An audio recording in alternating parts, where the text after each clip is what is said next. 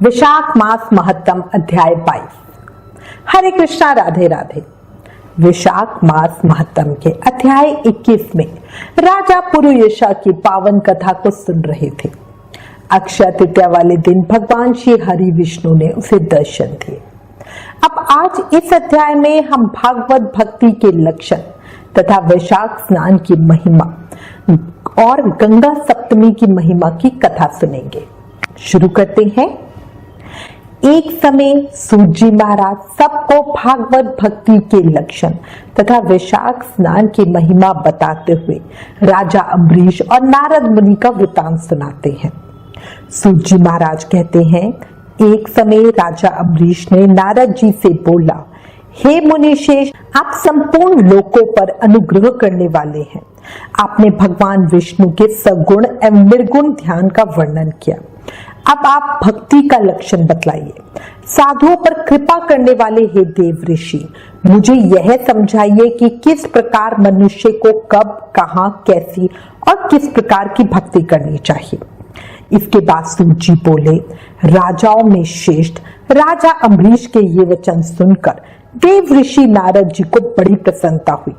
वे उनसे बोले, राजन सुनो, भगवान की भक्ति समस्त पापों का नाश करने वाली है।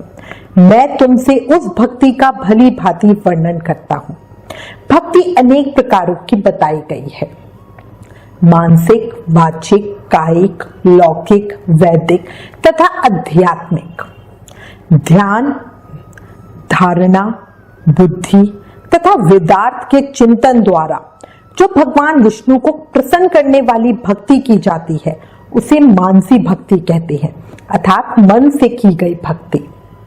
दिन रात वेद मंत्रों के उच्चारण, जप तथा उपनिषद वेद आदि के पाठ जो भगवान की प्रसन्नता के लिए किए जाते हैं उसका नाम वाचिक भक्ति है, अर्थात मुख से की गई भक्ति।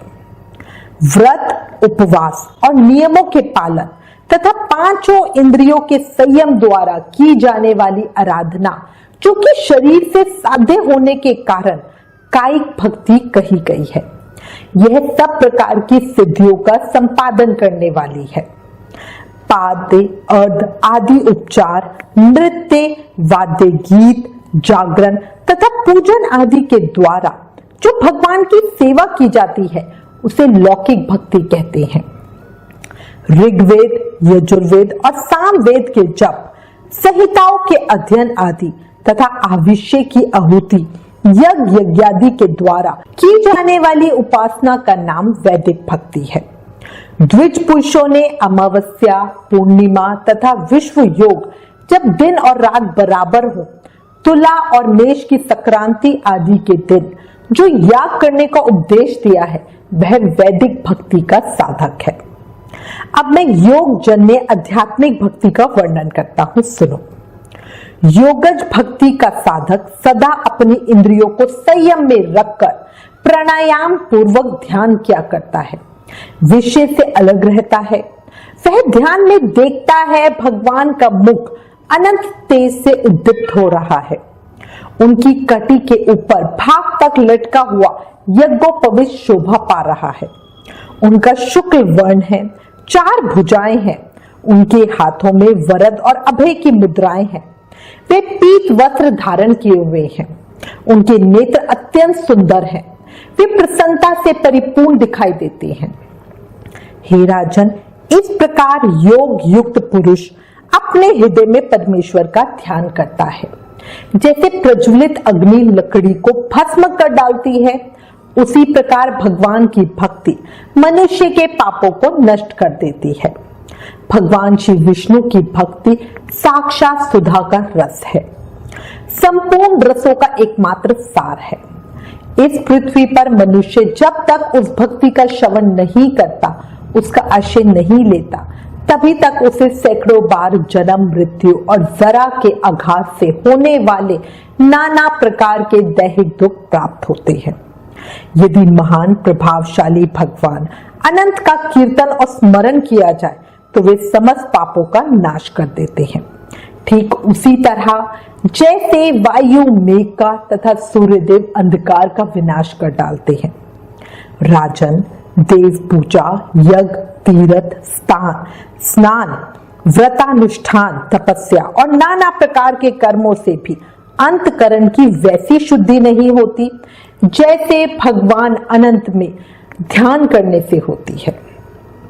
नारनाथ, जिनमें पवित्र यश वाले तथा अपने भक्तों को भक्ति प्रदान करने वाले विशुद्ध स्वरूप भगवान श्री विष्णु का कीर्तन होता है, वे ही कथाएं शुद्ध है तथा वे ही यथार्थ, वे ही लाभ पहुंचाने वाली और वे ही हरि भक्तों के कहने सुनने योग्य होती है। भूमंडल के राज्य का भार संभालने वाले धीर चित्त महापुरुष अम्बरीश, तुम धन्य हो, क्योंकि तुम्हारा हृदय पुरुषोत्तम के ध्यान में एक तान हो रहा है तथा सौभाग्य लक्ष्मी से सुशोभित होने वाली तुम्हारी नैष्ठिक बुद्धि श्री कृष्ण चंद्र की पुण्यमयी लीलाओं के श्रवण में प्रवृत्त हो रही है। हे भूपते, भक्तों को वरदान देने वाले अविनाशी भगवान श्री विष्णु की भक्ति पूर्वक आराधना किए बिना अहंकारवश अपने को ही बड़ा मानने वाले पुरुष का कल्याण कैसे होगा। भगवान माया के जन्मदाता है, उन पर माया का प्रभाव नहीं पड़ता। साधु पुरुष उन्हें भक्ति के द्वारा ही प्राप्त करते हैं, इस बात को तुम भी जानते हो। राजन, धर्म का कोई भी तत्व ऐसा नहीं जो तुम्हें ज्ञात ना हो। फिर भी जिनके चरण ही तीर्थ है, उन भगवान की चर्चा का प्रसंग उठाकर जो तुम उनकी सरस कथा को मुझसे विस्तार के साथ पूछ रहे हो, उसमें यही कारण है तुम वैष्णवों का गौरव बढ़ाना चाहते हो, मुझ जैसे लोगों को आदर दे रहे हो। साधु संत जो एक दूसरे से मिलने पर अधिक श्रद्धा के साथ भगवान अनंत के कल्याणमय गुणों का कीर्तन और श्रवण करते हैं, इसमें बढ़कर परम संतोष की बात तथा समुचित पुण्य मुझे और किसी कार्य में नहीं दिखाई देता। ब्राह्मण, गौ, सत्य, श्रद्धा, यज्ञ, तपस्या, श्रुति, स्मृति, दया, दीक्षा और संतोष, ये सब श्री हरि के स्वरूप हैं। सूर्य, चंद्रमा, वायु, पृथ्वी, जल, आकाश, दिशाएं, ब्रह्मा, विष्णु, रुद्र तथा संपूर्ण प्राणी उस परमेश्वर के स्वरूप है। इस चराचर जगत को उत्पन्न करने की शक्ति रखने वाले वे विश्व रूप भगवान स्वयं ही ब्राह्मण के शरीर में प्रवेश करके सदा उन्हें खिलाया जाने वाला अन्न भोजन करते हैं। इसलिए जिनकी चरण रेणु तीर्थ के समान है, भगवान अनंत ही जिनके आधार हैं, जो संपूर्ण प्राणियों के आत्मा तथा पुण्यमयी लक्ष्मी के सर्वस्व है, उन ब्राह्मणों का आदर पूर्वक पूजन करो। जो विद्वान ब्राह्मण को विष्णु बुद्धि से देखता है, वही सच्चा वैष्णव है तथा वही अपने धर्म में भली भांति स्थिर माना जाता है। तुमने भक्ति के लक्षण सुनने के लिए प्रार्थना की थी, सो सब मैंने तुम्हें सुना दिया। अब मैं गंगा स्नान के लिए जा रहा हूँ। ये वैशाख का महीना उपस्थित है, जो भगवान लक्ष्मीपति को अत्यंत प्रिय है। इसकी भी आज शुक्ल सप्तमी है। इसमें गंगा का स्नान अत्यंत दुर्लभ है।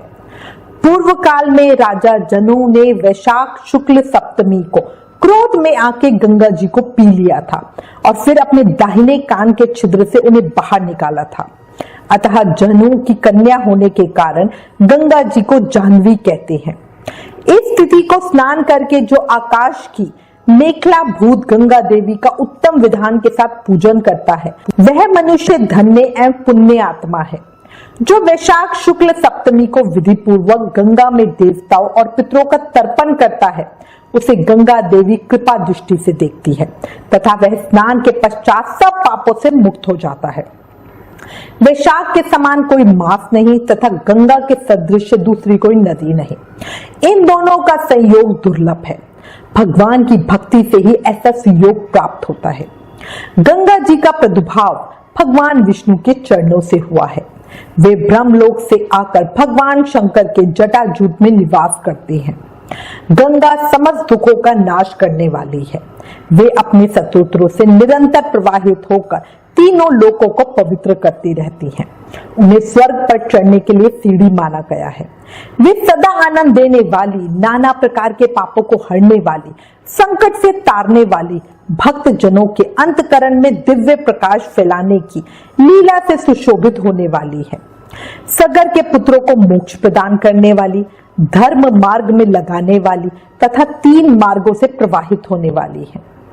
गंगा देवी तीनों लोकों का श्रृंगार है। वे अपने दर्शन, स्पर्श, स्नान, कीर्तन, ध्यान और सेवन से हजारों पवित्र तथा अपवित्र पुरुषों को पावन बनाती रहती हैं। जो लोग दूर रहकर भी तीनों समय गंगा गंगा गंगा इस प्रकार उच्चारण करते हैं, उनके तीनों जन्मों का पाप गंगा जी नष्ट कर देती हैं। जो मनुष्य 1000 योजन दूर से भी गंगा का स्मरण करता है, वह पापी होने पर भी उत्तम गति को प्राप्त होता है। राजन, वैशाख शुक्ल सप्तमी को गंगा जी का दर्शन विशेष दुर्लभ है। भगवान श्री विष्णु और ब्राह्मणों की कृपा से ही उस दिन उनकी प्राप्ति होती है। माधव, वैशाख के समान महीना और माधव यानी विष्णु जी के समान कोई देवता नहीं है, क्योंकि पाप के समुद्र में डूबते हुए मनुष्यों के लिए माधव ही जहाज का काम देते हैं। माधव मास में जो भक्ति पूर्वक दान, जप, हवन और स्नान आदि शुभ कर्म किए जाते हैं, उनका पुण्य अक्षय तथा 100 करोड़ गुना अधिक होता है। जिस प्रकार देवताओं में विश्वात्मा भगवान नारायण देव श्रेष्ठ हैं, जैसे जप करने योग्य मंत्रों में गायत्री सबसे उत्कृष्ट है, उसी प्रकार नदियों में गंगा जी का स्थान सबसे ऊंचा है। जैसे संपूर्ण स्त्रियों में पार्वती, तपने वालों में सूर्य, लाभों में आरोग्य लाभ, मनुष्यों में ब्राह्मण, पुण्यों में परोपकार, विद्याओं में वेद, मंत्रों में प्रणव, ध्यानों में आत्मचिंतन, तपस्याओं में सत्य और स्वधर्म पालन, शुद्धियों में आत्म शुद्धि, दानों में अभयदान तथा गुणों में लोभ का त्याग ही सबसे प्रधान माना गया है, उसी प्रकार सब मासों में वैशाख मास अत्यंत श्रेष्ठ है। पापों का अंत वैशाख मास में प्रातः स्नान करने से होता है। अंधकार का अंत सूर्य के उदय से तथा पुण्यों का अंत दूसरों की बुराई और चुगली करने से होता है।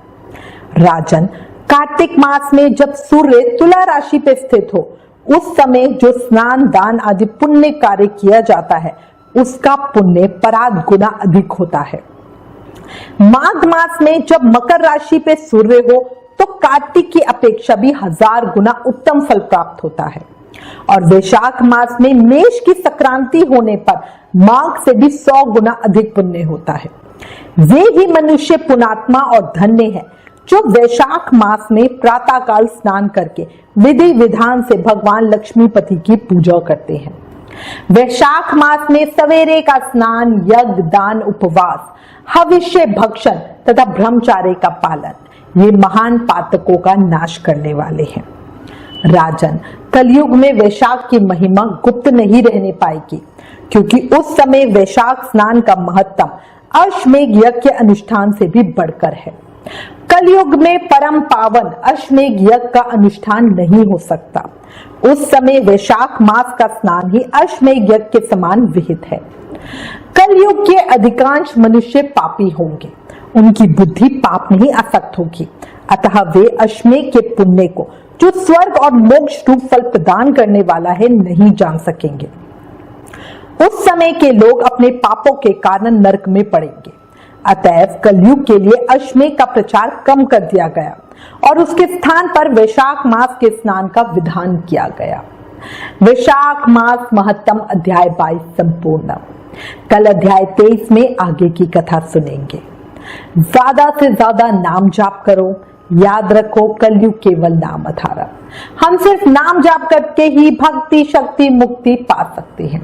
इसलिए प्रेम से, मन से, भाव से नाम जाप करो। हरे कृष्ण कृष्ण कृष्ण हरे हरे, हरे राम राम राम हरे हरे। जय श्री कृष्णा। ओम नमो भगवते वासुदेवाय।